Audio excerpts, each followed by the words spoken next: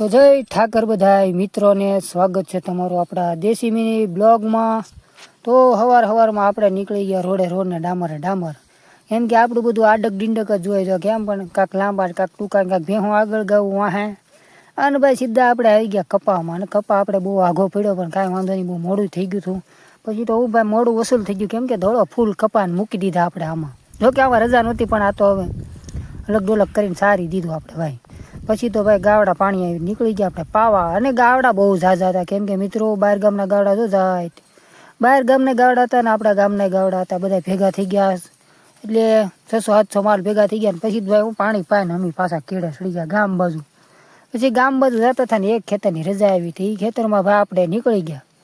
જોઈ શકો છો આ કેળો કેમ કે આ ચોમાસામાં અમે એક ખેતર સાર્યું થોડું આ એનો નજારો છે કેમ કે શું કહેવાય ચોમાસામાં સાર્યું હતું આમાં અને આમાં જ થઈ ગયા હતા મિત્રો વાત પૂછોમાં કેમ કે ગારો બહુ હતો અને માવઠું થઈ ગયું હતું આ ખેતરમાં સારતા અને આજ એ ખેતરમાં આવી ગયા। જો આપણા જોડા પહેરાયેલા તૂટી ગયેલા કેમ કે મિત્રો આમાં ગારો જ એટલો હતો, જોડા બોડા બધું તૂટી ગયું હતું।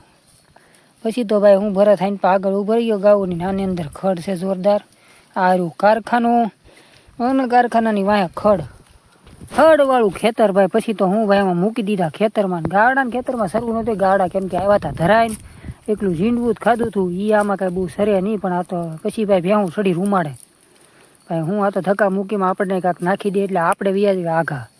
પછી તો ભાઈ ગાવડા એમાં બહુ કાંઈ સર્યા નહીં ને અમી ભાઈ ચડાવી દીધા કેળે કેમ કે કેળે ભાઈ પછી બહુ વળ ન ખવડાવે। પછી તો ભાઈ આપણે નીકળી હળવળું કરતા કેળે લાઈક ફોલો